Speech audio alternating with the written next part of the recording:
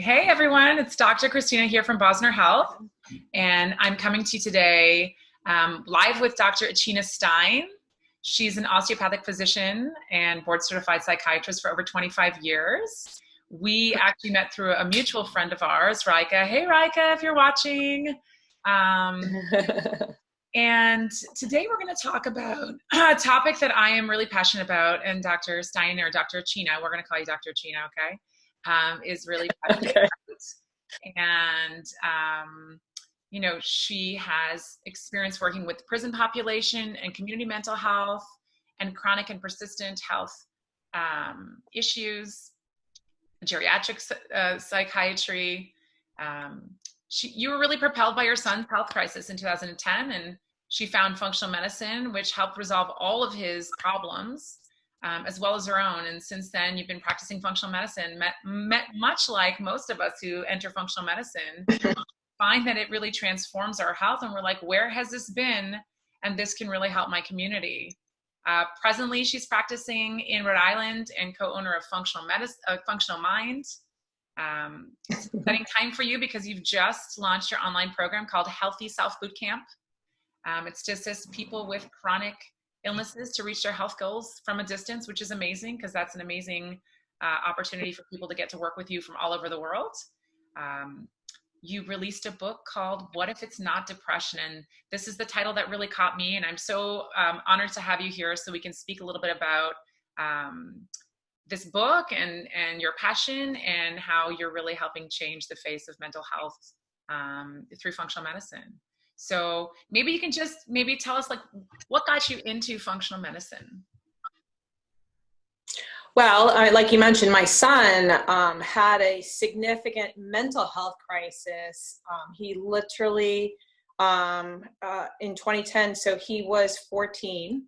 So he was in the midst of puberty, basically. And he had an overnight change in his mood to the point where he was standing on a fifth floor ledge, ready to jump. And he was acutely suicidal, very, very, very depressed, and very anxious. And it was something that was just changed overnight and not expected at all. And you would think that me being a psychiatrist would have seen some signs of something like that serious happening. And I'm pretty attuned to my kids. And I mean, we were actually traveling in France. We took the kids out of school and homeschooled them while we were traveling in India for 2 months, and then in France for 2 months while my husband was on sabbatical. And, he was missing his friends, which would be expected. And he had a little tiff with his brother, which happens, it wasn't anything unusual. And so, once we got home, I did the typical mom thing, took him to a psychiatrist, had him diagnosed. He was put on medications. He was on an antidepressant, on something for sleep, on something. He also had a lot of difficulty with attending and not being able to read, which was really strange. So he was on stimulants. And although, after a couple months of that treatment, he was no longer acutely suicidal, he was feeling a little bit better, he just wasn't the same. And what made me think that there's something else going on was the fact that he could no longer read. Now, this is a kid who had photographic memory, could read books very, very quickly. He never had an attention problem. And so that was like, there's something else going on. And I couldn't figure out what that was. And along the same lines during that same time, I was actually researching more training because I was sort of at that point with some of my patients, like, I know something's going on here, but I can't put my finger on it. When you do a lot of work with a patient, you get them to a point and they're like, you feel like you're hitting walls. And so I was looking into integrative programs out West, like with Andrew Weil. And so I happened to come upon, just through my searches, a practice called Visions Healthcare. And a physician there by the name of Ed Levitan, who's now owner of 5 Journeys, I asked if I could shadow him, and through his grace, he allowed me to do that. And I happened to think, oh my gosh, this is where I need to bring my son. And so he basically evaluated him, and we made lots of changes, and within months he was significantly better. And by that point I was hooked, totally hooked. And I basically, asked, can I work here? Can I work here? I quit my job. I, went right into functional medicine because it changed my son's life. I mean, he's within months, he had lifelong issues that disappeared, lifelong constipation, lifelong eczema that disappeared within months. And then it took a few more months for the depression to go away. And it took about a year with psychotherapy for the anxiety to go away. And what really, what the clincher was the reason he couldn't read is because he had double vision. And we couldn't figure that out until I was teaching him how to draw. And he was saying, Mom, which line am I supposed to follow? The one on the right or the one on the left? I said, Mark, it's just one line. So it's like, pull over. He had double vision. So he basically had to stop driving and didn't get his license for a couple more years, because that's what took the longest, is that the muscles of his eyes were so inflamed that it caused double vision. And that took like 2 years to go away. I mean, think about it. The cranial nerves are what moves your eyes, right? And so they were really inflamed. And so, maybe you can just share, because for some people, this is a very, very new concept, that you could actually take someone who is, heavily medicated and make some changes that don't require medication and some psychotherapy and support, and be able to shift them in such a dramatic way. Right. That's really the crux of functional medicine, right? Is that we look at diet and lifestyle. And so when we were speaking before, one of the things you had said to me is, like, people don't realize the power of food.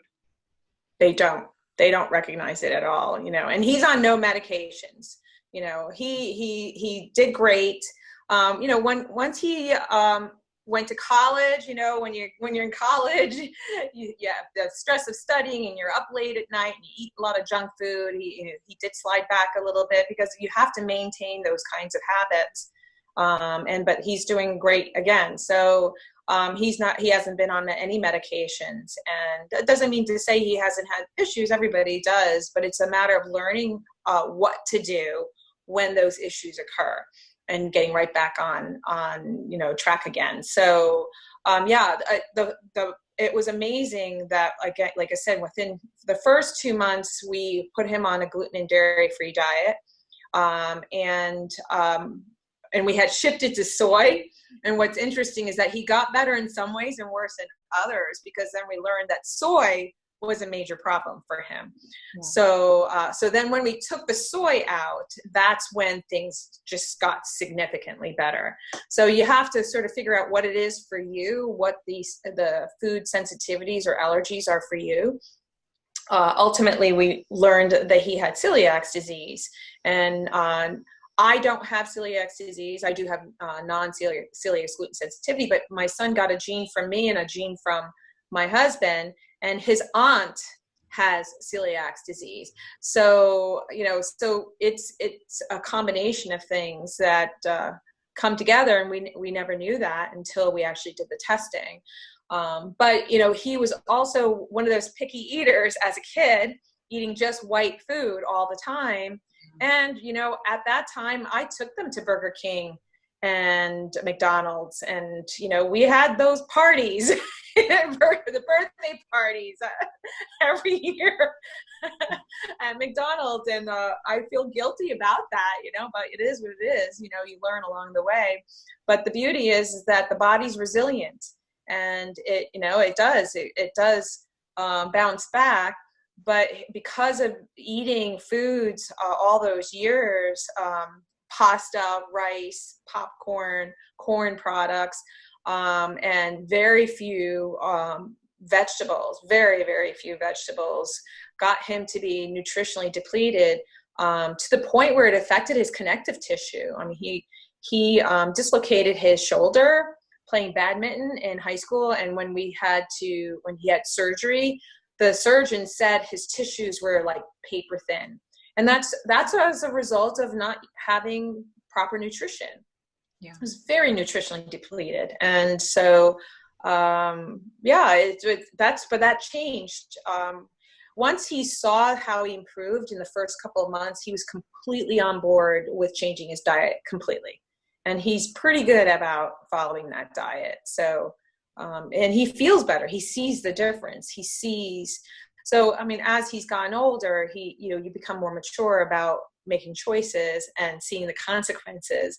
But it's harder when you're a child, it's harder especially the middle child, it's not fair. It's not fair. So what I hear you saying is that, there's two things, and I see this in my practice often, and most of us functional medicine practitioners do see this. We see either these children or these people who are prone to eating the white food. And when you're little, you have such a little belly that if you fill up on that stuff that doesn't have nutrition, even if you're not so sensitive to it, you're causing inflammation because some of those things might be inflammatory. But the other piece to that is that you're actually nutrient deficient. And so a lot of these behavioral things that I know you and I see in our practices sometimes are just nutrition deficits. And, we both live in North America. I mean, we shouldn't have nutritionally deficient children. And yet we see adults and kids come into our practice all the time with parents who are like, oh, they won't eat anything else but such and such. And one of the struggles, but one of the things I'm hearing you say that I think is, a great takeaway for any parent is that offering nutrient dense food is actually a simple shift. It might not be easy to implement, but adding a blueberry or like a red pepper or a little bit of nutrition so that what's going into our bodies is actually building healthy brain cells.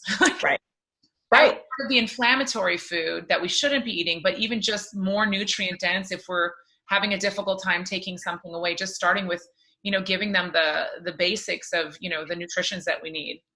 Right. I would start with adding things first as opposed to removing, unless, there's really significant issues. Like I recently had a 3-year-old come to my practice with severe constipation. It was mostly because that's all she eats was gluten and dairy. That was it. And so, giving some supplements to try to, get the bowels moving was important first, and to make that change. But to add those phytonutrients, vitamins and minerals, and the rainbow colors of fruits and vegetables are really, really important. And if they are not willing to, take it little bits of it, I tell my parents that small amounts, even teeny tiny amounts, is at least introducing it into the microbiome. And whatever you seed, is what's going to bloom, so like even teeny tiny pieces. So if they roll it in their mouth and spit it out, you're still introducing it, And I think, trying to make shakes or giving, greens in a shake in the beginning, at least to introduce it to the microbiome, will make a big difference and improving that palate. I think what gets in the way sometimes is the texture and tastes of things. Texture more than taste, and that's tough because even the texture of shakes makes it tough, or smoothies, so it is trying different things and keep trying and keep introducing and just being patient about it as much as possible, and educating, setting up systems where where you have time at the table together as family time, and being able to be comfortable in a seat. There's boosters so that the child is able to sit comfortably and not necessarily wander away. We have those patients that graze all the time, right?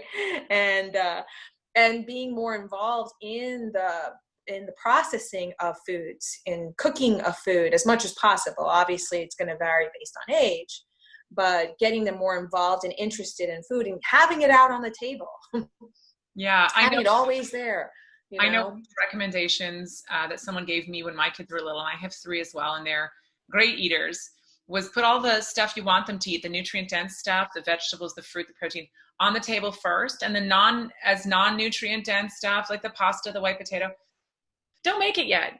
Make it eventually, because when they're hungry, they're hungry. And you know, Right. the pickiness, I mean, this is a different conversation. It could be a whole conversation. Right. Right. But we are mammals and we do eat. And sometimes for those kids who have a problem processing the dairy and the gluten, because it turns into a morphine-like substance and really stimulates those Right. pleasure centers, you might get a little kickback, and you know, you might get a little angry child. And it's really our place, which is the difficult place as a parent, to hold the space Right. and be like, it's okay that you're angry. It's okay. You will Right. be hungry.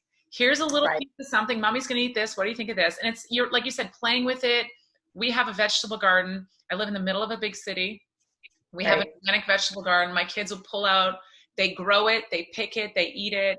And it's another way to introduce them to it. So there Right. are lots of ways, right? Right. Yeah. And you mentioned something very important is the glutamorphin and the casomorphine, that if the gluten foods and the foods with casein protein, that's the dairy protein, are not digested appropriately, that it's going to create peptides that bind to the new receptor and cause almost like an addiction of sorts. And so improving digestion is going to make a difference in your mental health. So, and it's also trying to figure out, well, why is this person not digesting? You know, and if you're eating at all different times of the day, you know, the gut really likes to have rhythms. And so if you're grazing throughout the day, then your body's not going to know when to release the acid and the pancreatic enzymes and the bile salts in order to digest those foods.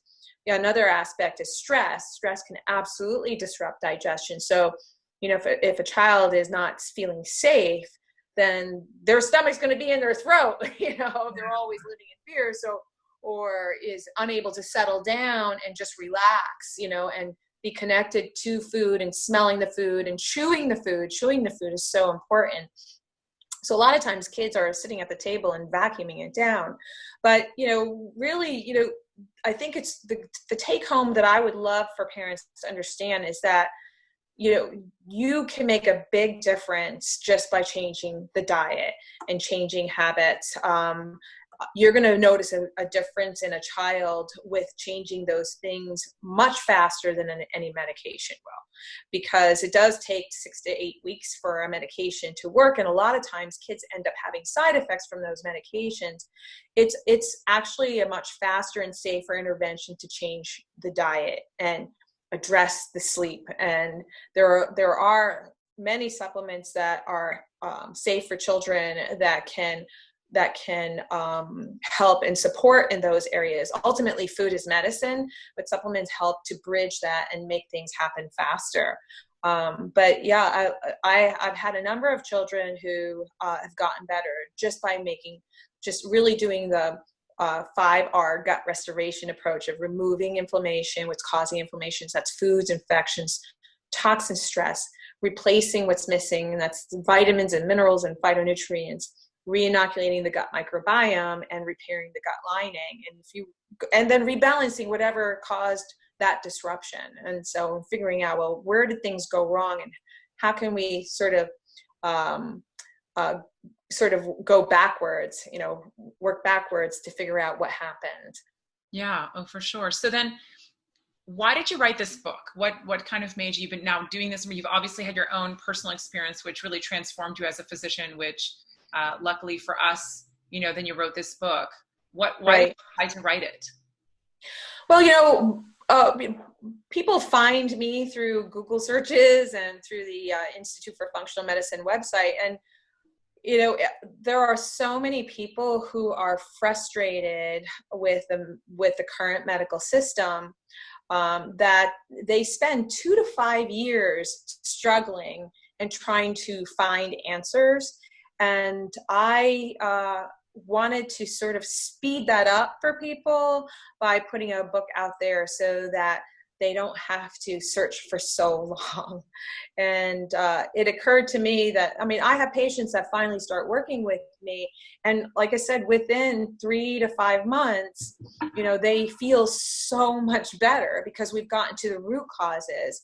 And so many times people have said, oh, I just wish I found you first, So it's sort of, my book is sort of a way to bring awareness to what's possible for those people who are taking medication and are not getting better from it, or have gotten partially better, or are having side effects, or a combination of those things.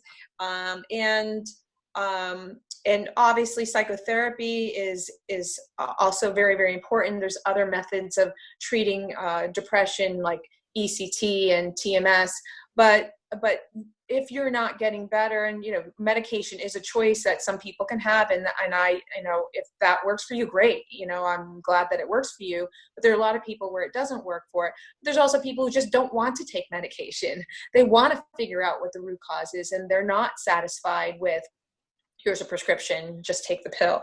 They don't want that. And so there are so many people who prefer the approach of getting to, well, what went wrong and why am I feeling this way?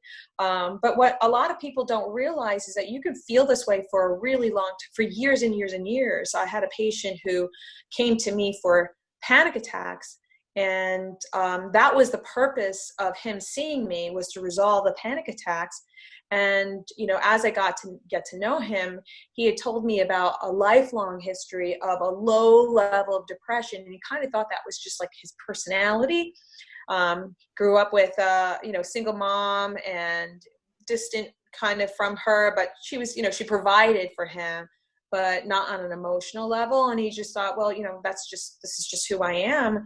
And, after 4th or 5th visit, I mean, his panic attacks were gone, and he made all these changes, and that cleared up pretty quickly. But then he started saying something about, wow, I'm feeling different in terms of my mood. And he described what he was experiencing. I said, like, is this joy? Am I experiencing joy? So he didn't even expect that to go away. Didn't expect it at all. And when I think that we're seeing a large increase, I've been in practice for over 2 decades, and we're seeing a large increase in mental health issues in our youth. So it's possible to just think that this is how you're always going to feel. I'm an anxious person, and I've been told I was anxious because that's what my parents think, and I haven't been diagnosed, I have anxiety, or I'm depressed. And, the idea that making simple changes like you're talking about could have any impact on something that I've had my whole life since I was a kid seems like such a foreign concept. And yet, as you and I both have seen in our practices, it's so transformational and it is. possible.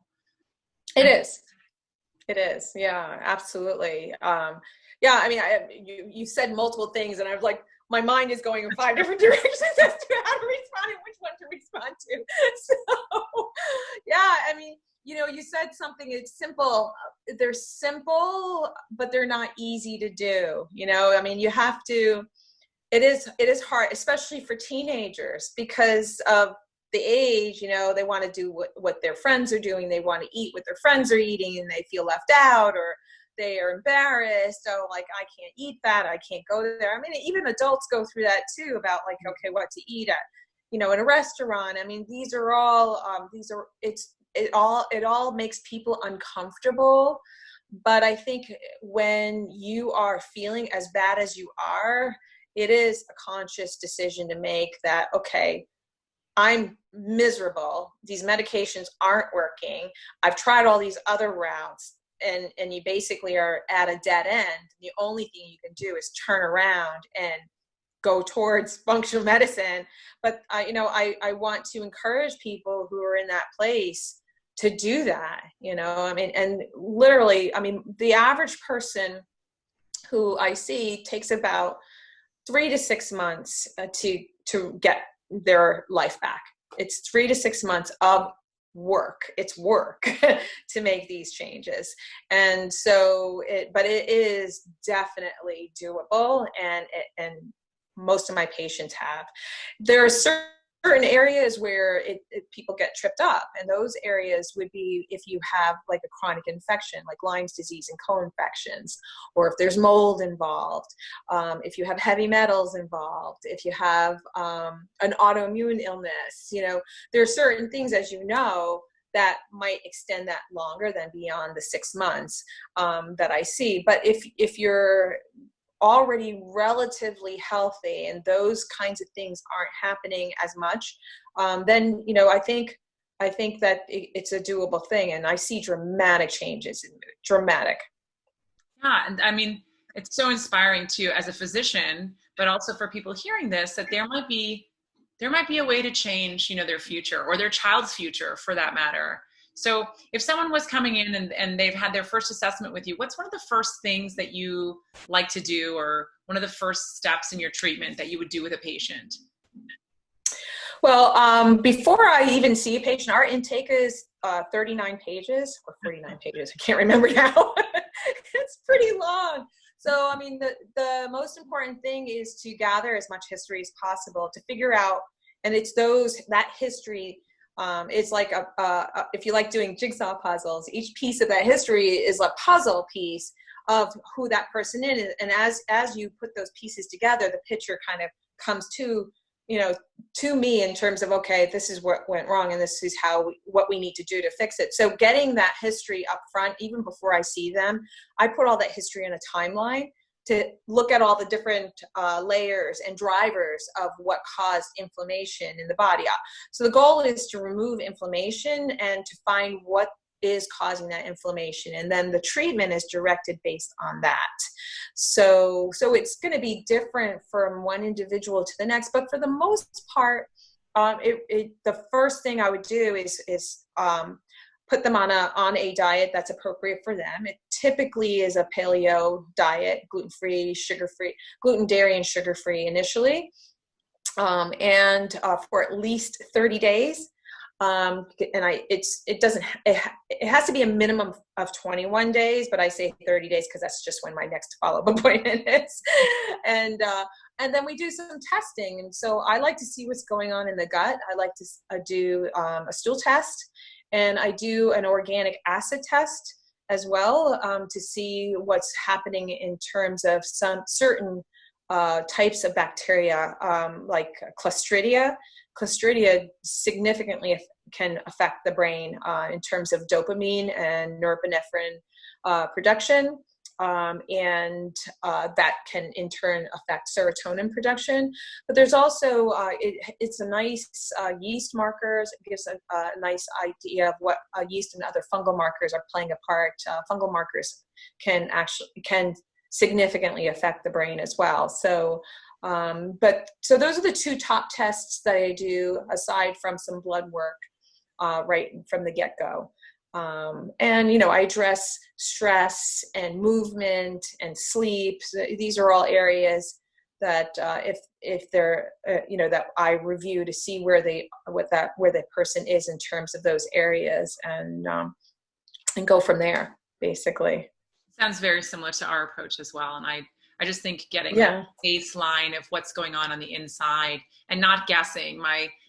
Most of us in functional medicine want to test, so we're not guessing what's going on underneath.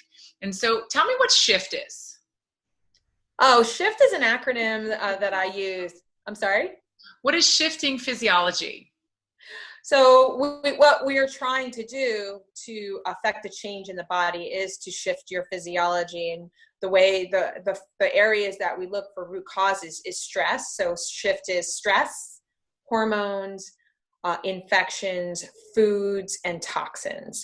And so those are the areas that we look at in terms of what we want to remove and or replace in terms of directing or bringing down inflammation in the body.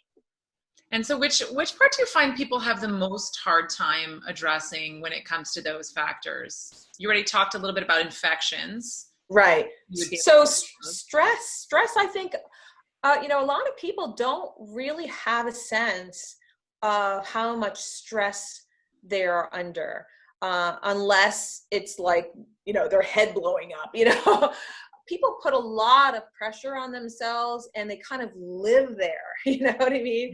And they have no sense of what not being there is like, and don't have a sense of always driving.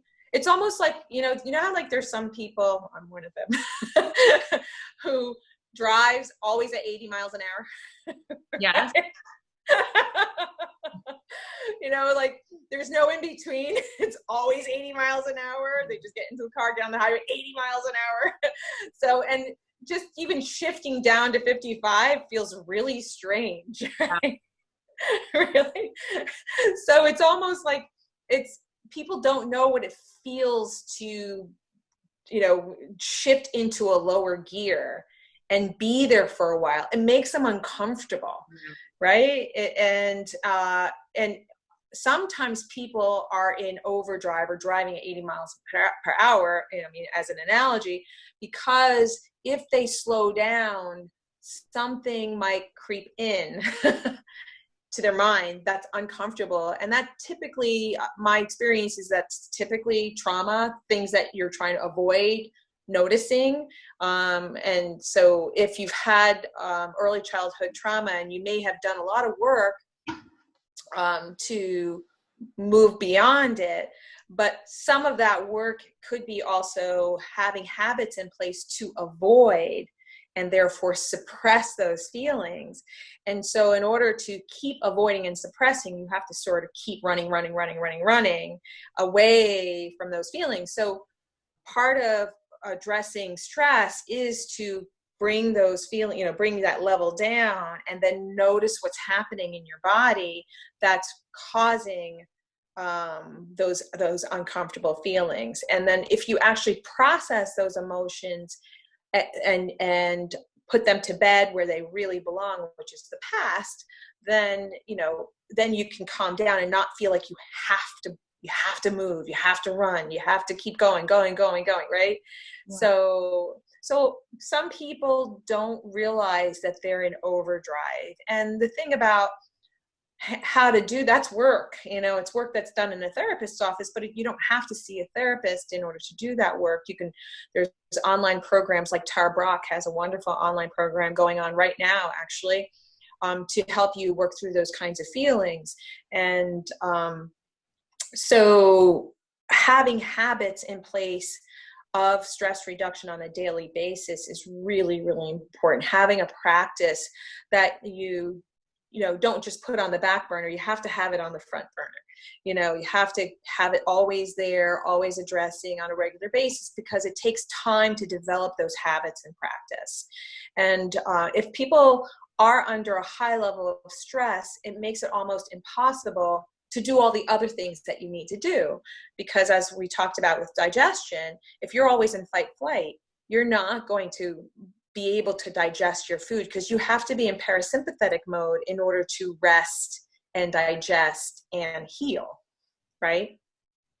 Well, and one of the things that you mentioned, you know, about stress and people having a lot of stress, which is ubiquitous. I mean, I have stopped listening to people and stopped counseling my patients years ago to decrease their stress. And one of the things that you're mentioning about, because if you live in a busy city and you're a busy parent or a busy exec or a child that, you know, has busy parents who are running, there is the stress. And I think what we've noticed maybe in the last 10 or 15 years, because of poor diet, because of lack of outdoor play, because of lack of exposure to sun, because of, you know, poor sleep, I think we've started to see less resilience, less stress resilience. And by doing the things that you're talking about, you know, reducing inflammation in the body is physiologically better able to deal with the stressors that come, because they are going to come. Right. Right. And that's maybe why the easiest step is trying to build that nutrient density, that body's resilience to stress, so that we can do the hard work, be it, you know, us as adults or our children, which, you know, it's hard for us to watch them do their work when they're struggling. I'm sure it was difficult for you to watch your son struggle. Right. And I bet. Go ahead. Yeah. Yeah. Sometimes you have to let them struggle. I agree. Yeah. They have to find their way. And I think sometimes we as parents don't allow them. We want to fix it right away.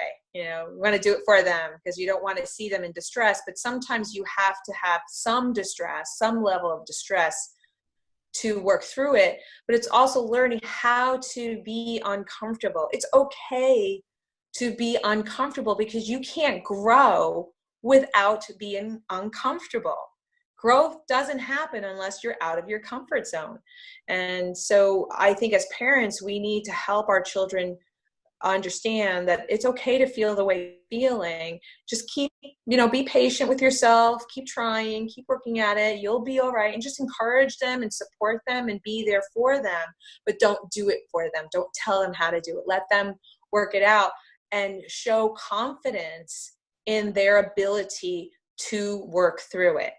And because if you sometimes I see some parents take over, and then that actually kind of deflates a child's confidence. Oh, you didn't believe in me that I could do it. That's why you took over, right? And so, yeah, sometimes, every child's different. Obviously, some children might think that, other children might be, okay, go ahead, take it over. I don't want to do it. Right? So I think what we've lost as parents, and I know I have 3 of them. My oldest is now almost 12, but I know with him when he was little, I didn't want him to be upset. And we've lost this ability to tolerate their big feelings. And my first child has very big feelings. He has big feelings. He's right. A deep soul, but his feelings are big. So when they're happy, they're great. And when they're, angry or negative, they're big and they're scary to him. And I think that what I've noticed made the biggest difference is showing him that I can tolerate him being angry. I can tolerate him being upset, and that he should be able to tolerate. And I think that is the other piece that's hard as a parent, is that you're so scared of your child being sad or scared of your child being angry, not just at you, but having those negative feelings. Right. We want to wipe them away. And we do that sometimes with food, with like, oh, it's going to be fine. It's going to be fine. Instead of like, what I have found has worked, and I'm sure that this is what you're alluding to, is like, if we can tolerate their feelings and we allow them to learn to tolerate their feelings, they're going to be more successful in being able to get over their feelings or learn from their feelings and make the changes. Right. Well, you can't learn how to modulate your feelings unless you allow the pendulum to swing. Right? How can you, modulate a pendulum swing if you don't allow it to swing at all? Right? So, it does take a safe space provided by parents to allow for a child to have feelings and not pathologize it. And unfortunately, our culture and the media, is very quick to call feelings depression and anxiety. My biggest pet peeve is using words like, my OCD got in the way, or my ADD got, like, people are self-diagnosing all the time. And, these feelings are on a continuum, and it doesn't become a disorder unless it causes severe occupational and social functioning, and so it's the word disorder. The other big peeve I have is calling these disorders, these mental disorders, is diseases, because they're not diseases. They are a cluster of symptoms that we've given a name to, and so that we can identify what it is a person is experiencing. It tells you nothing at all about what's causing it. And that's where discussion occurs. But these disorders were named purely for, conveying information from one researcher to another, one practitioner to another, but it says nothing about what is causing these symptoms. So I think really it's important to not pathologize feelings and to find appropriate words as to what's actually happening. Like, I'm disgusted, or I'm frustrated, or I'm sad, or I'm moody, or, there's all sorts of words. And in my book, I have a whole list of words that you can use to try to describe what's actually happening, as opposed to jumping to some kind of disorder of sorts. It doesn't have to be that. And there are other ways to handle these issues.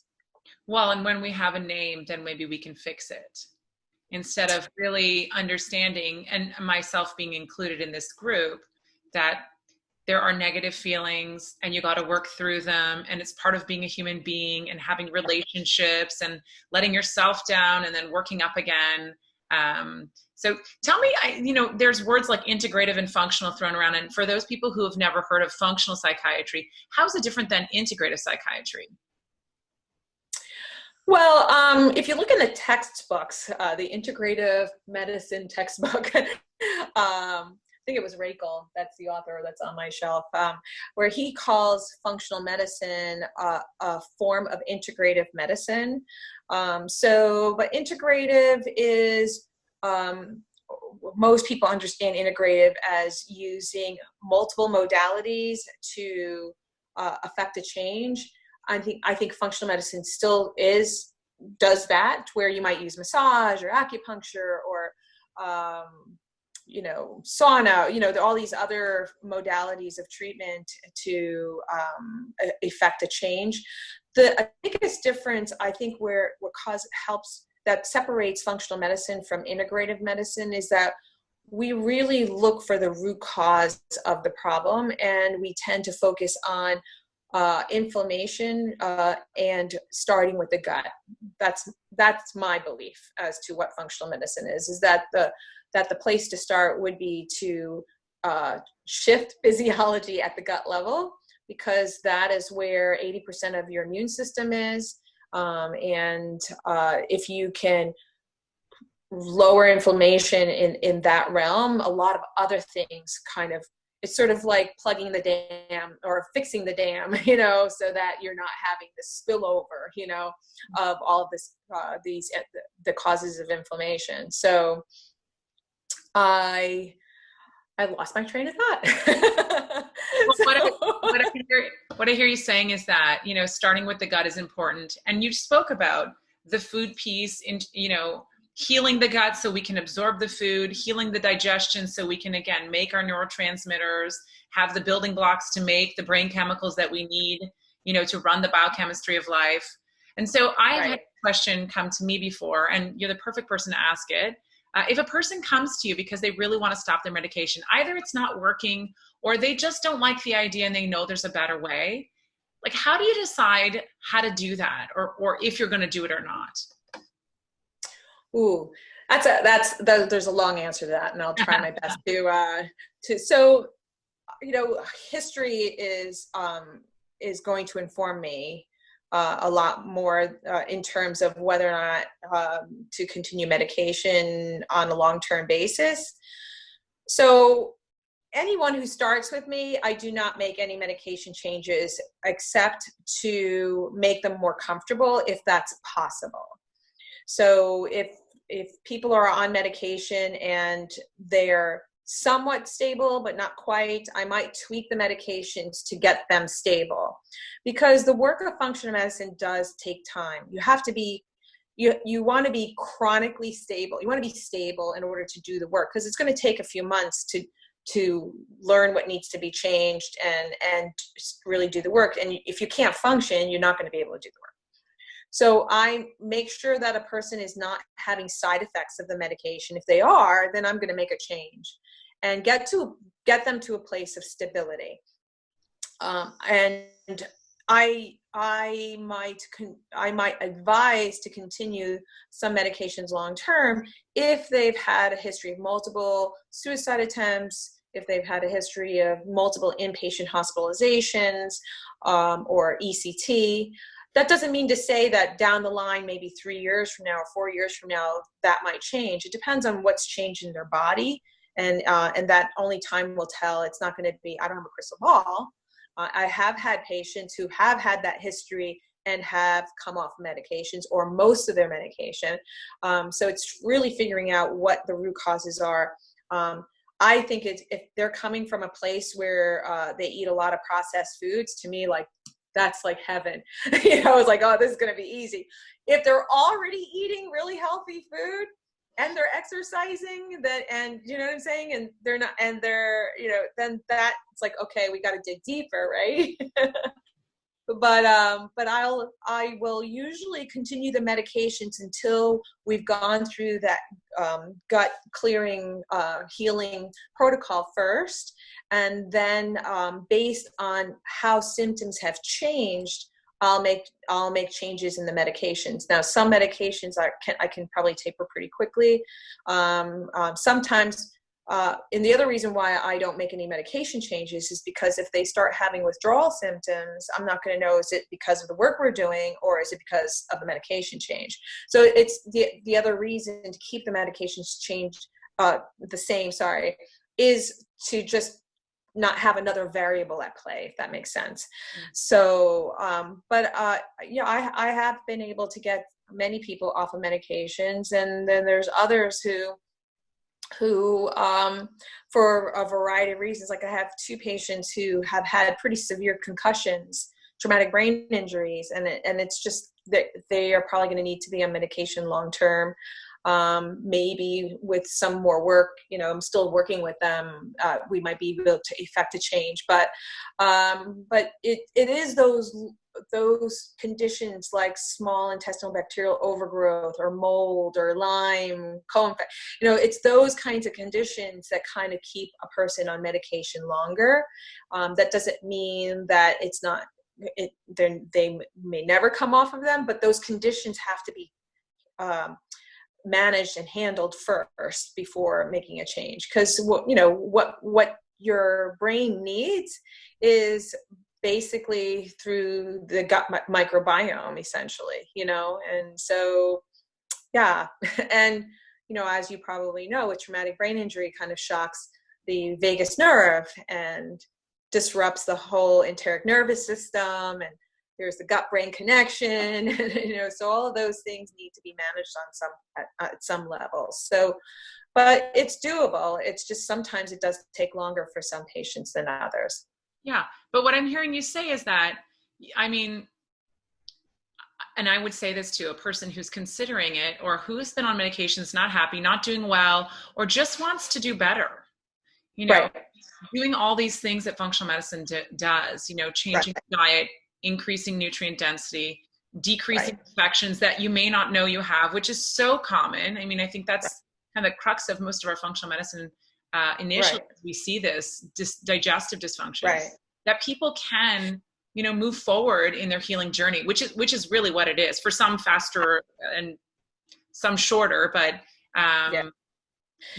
So the other thing is that some people who want to stop medications, they might have that desire, but there's something in the back of their mind that is not sure. There's like, well, maybe that's not a good idea, or they don't have the confidence that they'll be able to be okay without medication, because you have in your other ear, the American Psychiatric Association, all these medical, their therapist or their primary care physician saying, no, stay on the medication. So there's always going to be some doubt. So I would rather prove to them that they're better with the medications the same, and that they get better with all the interventions that they've done with me. And then they have the confidence, like, okay, we didn't change the medication at all, and I got better despite it, even though I was on that medication for a year or 2 years, and we didn't change that, but we changed all this. Clearly it's not the medication. Yeah. So then it gives them the confidence to come off the medication, to see how that works, because you can actually, create symptoms based on your fear of relapse, right? Yeah. And so then, if there are going to be some people who have withdrawal, and that's tough for some people. There's some people who have really severe withdrawal. I had one patient who we were able to get down to 5 milligrams of Paxil, and Paxil can cause severe withdrawal. It's really tough to get people off it. And I had to compound that medication, and it took a year of 5 milligrams for 2 months and 4 milligrams for 2 months, and 3 milligrams for 2 months, then 2 milligrams for 3 months, then 1 milligram for 3 months. So as you go lower, you have to go slower and slower. So, but when you're already feeling well and it's not the medication that got you well, then it's so much easier to come off of it. Because, once I'm off this medication, and because the way I'm feeling is due to withdrawal, not because I'm I'm having depression or anxiety, it's withdrawal, it's not a good feeling, then they're able to tolerate that transition and come off of it, and then they feel great. Yeah, so that's incredible. I mean, so hopefully that's a lot of information that a lot of people don't know, and opening our minds that there is, out of all the possibilities out there, that are some possibilities that can move you forward. And I think that's why I'm so grateful you wanted to come and speak here and share your experience and share your book. So what's your ideal scenario for how mental health should really be approached in 10 years from now? Knowing what we know now that we maybe didn't know. We didn't know about the gut-brain connection 10 or 12 years ago. And we know so much more now, and we are going to know more. How would you love to see it being treated, in 10 years from now, in your ideal world? Well, I mean, I think ideally, we need to address the way our food system is, right? We have to change our culture around food, and really, we need to change how we serve lunch in school. We need to change our education in terms of food is medicine. And ideally, I think the first intervention should be, if there is a mood change, obviously you want to make sure a person is safe, right? Before, you wouldn't, if someone was suicidal, you wouldn't just say, okay, here's some vitamins and and a diet. Obviously that wouldn't be the answer. You want to make sure that they're safe and get them stable, and in terms of if that requires medication, then so be it. But as long as they're safe and stable, and but having distress that's making them uncomfortable, you want to figure out, well, what's going on and why. And that might be looking at the biology or the psychology or socially what's happening in the home, if it's a child, or is there domestic violence. Like, there needs to be a more comprehensive approach towards the problem, rather than a 10-minute session, a visit with your doctor and handed a prescription. And so if it is a stable situation where the person is safe, then the first intervention really should be your diet, to look at the diet and look at your lifestyle. Making dietary and lifestyle changes actually can work faster, depending on what else is going on, but for the most part can work faster than what an antidepressant can do. And I think antidepressants should really be reserved for serious, dire situations. I'm not anti-medicine. I just prefer to use it in situations, and I still prescribe medications. I just don't prescribe them as much. But they should be used in situations where these other things aren't working, or you're having chronic issues that take time to implement interventions, like I've mentioned before. So I would like to see that medication isn't the first answer. And obviously psychotherapy. Psychotherapy is a very, very important part of treatment. And if there's trauma involved, then psychotherapy is going to be a long part, ongoing part, of treatment. And it is learning how to distinguish those things. So having people trained to be able to determine which interventions would be appropriate and at what time. And sometimes there's layers of them at the same time. But that's based on what the individual wants to do and needs. So it's always a conversation, as you probably know, But it would be nice to have more of us doing these things. I love the idea of having the conversation about how do we start feeding our brains at the school level? How do we teach parents what a nourishing meal looks like? Because I think that is where we have to go, because we do have the sickest generation of kids that's ever been seen.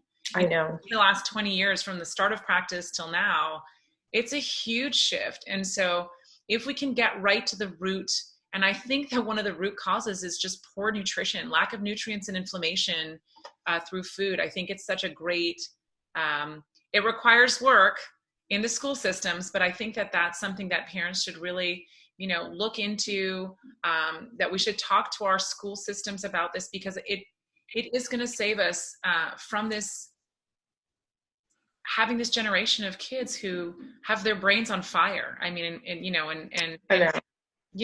outside of the parenting and everything else, just that base level that we should be getting. So I thank you. How can people find more about you, about your course? How can people read a little bit more? Well, they can find me at my practice website, Functional Mind. It's www.fxnmind.com. People are able to get my book from Amazon Kindle as a Kindle version. The print version will be coming out later this year because it was picked up by a publisher, Lifestyle Entrepreneur, and that won't be until May of 2021. Unfortunately, it just takes that long.